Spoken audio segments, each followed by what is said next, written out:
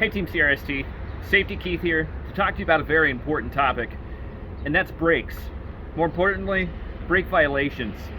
We've seen a recent uptick in CSA violations coming through for easily manageable things regarding the braking system on the vehicle. May 26th, the FMCSA did a roadside blitz.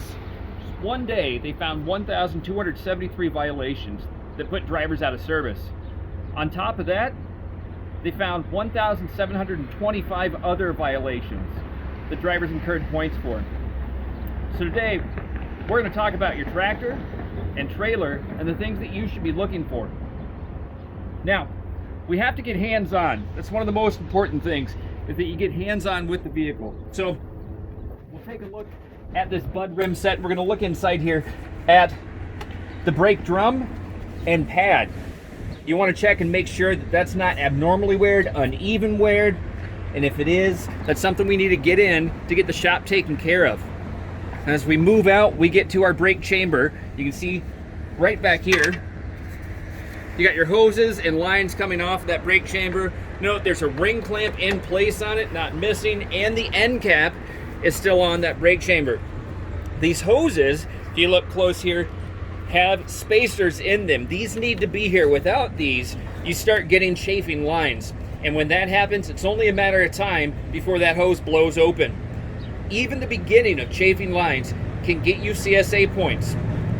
Now, we have to check all sides, right? We want to check all axles. But the other thing that you need to pay attention to is if we get down here, look down, you can see this distributor valve here.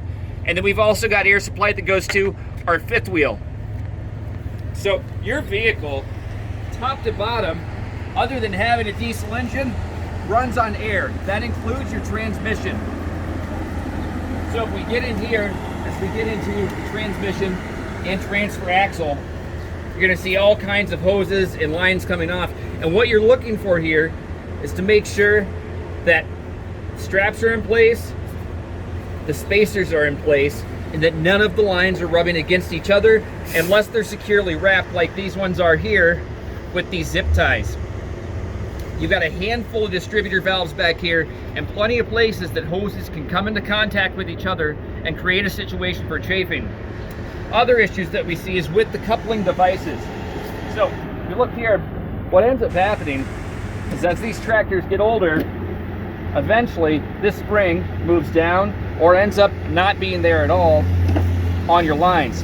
Where that causes problems and hose breaks are right here at this coupler. You can see it's pretty sharp at enough times and it's going to cut into that. So if you're missing these, get with the shop. If they're slid down, it only takes a little bit of pressure to get them back in the right place. Be sure that you properly sew your hoses and lines. You want to make sure that they have adequate tension. If these are dragging on the tractor, like this one is on the frame, eventually enough bobtailing going down the road and you're going to end up with a chafing line there. So you want to make sure that the slack holds these supportively up so they're not rubbing on the catwalk or frame of the tractor or against the back of the trailer when you're coupled.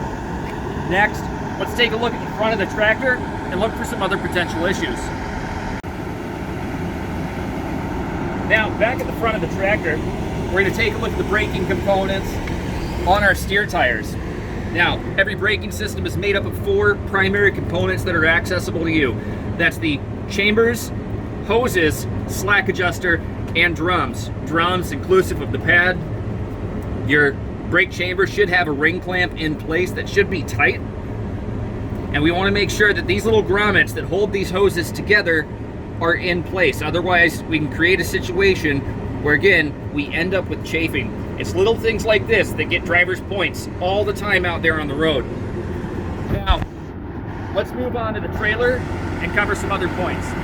So at the front of our trailer, where we connect our service line and emergency line. Too much pressure in these areas when you're connecting the glad hands can cause issues with the glad hands, cutting the hose, chafing the hoses, especially if you don't have the proper support on them. But something else to look for here are the glad hand gaskets. As you can see, this one's particularly weathered and it would be a good idea to get that one replaced because there's a chance that you could be losing air around that grommet. When inspecting the braking system on the trailer, there's only so much that we can do from this vantage point. The best place to be to inspect the axles or tandems on your trailer is down with them. Now, the first system that we get to as we get underneath here are the line suspenders. We want to make sure that this isn't dragging, that none of these suspension cables are missing. If we get an issue like that, this is going to drag down the road and you're going to run into problems with these axles really quick.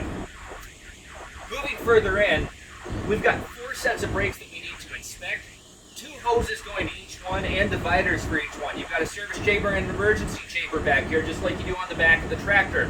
So there's more hoses to inspect, more distributor valves, and more things to look for. Again, from where I'm at right now, I can't do a proper inspection. Know that you're going to have to get down here to actually look at everything. You have to get down to inspect the linings and the drum. We have to get under here to inspect, to make sure that all of our hose spacers are in place. And yes, that does mean crawling underneath here to inspect that. We're going to check our chambers, make sure that the caps are in place, make sure that the fittings look good, make sure there's no signs of dry rot on the hoses, just like we would anywhere else. As we move on back, we're going to do the same thing. In the middle of this junction, we've got a handful of connectors. By a handful, I mean quite a bit. And spacers, and that all goes up to the distributor valve at this air tank. With the system pressurized, you should be able to listen and see if you hear any air leaking. That's an early indication that you've got a problem. As with any brake inspection with your vehicle, you want to make sure that you pressurize one side of the system, either the tractor or the trailer, and inspect that part and listen for air leaving the vehicle. Then we get into the regular part of our inspection. So aside from inspecting the entire braking system, something else that you should be doing is testing the functionality of the braking system. To test to make sure that you have no air leaks, there are a few different things that we're going to do. One, you're going to release your tractor brake. Once that air stabilizes, we're going to get out and inspect the vehicle and make sure that we don't hear any air leaks around our hoses or brake chambers. We'll then do the same for the trailer. Release the brakes, let the pressure stabilize,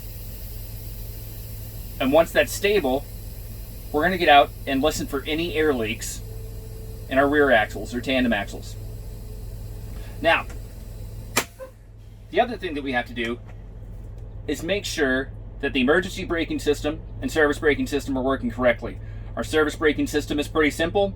We'll put the vehicle into drive, accelerate to approximately 5 miles per hour, and apply the foot brake, ensuring that the vehicle stops. We want to make sure it doesn't pull to one side or the other, and that we have even stopping.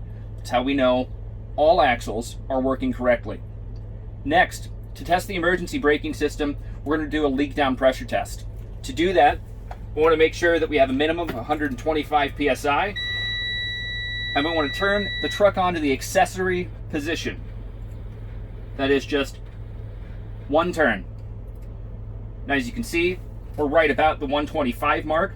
So we'll make sure the vehicle's chocked, the wheels are chocked, and we'll release both the trailer supply and the tractor supply.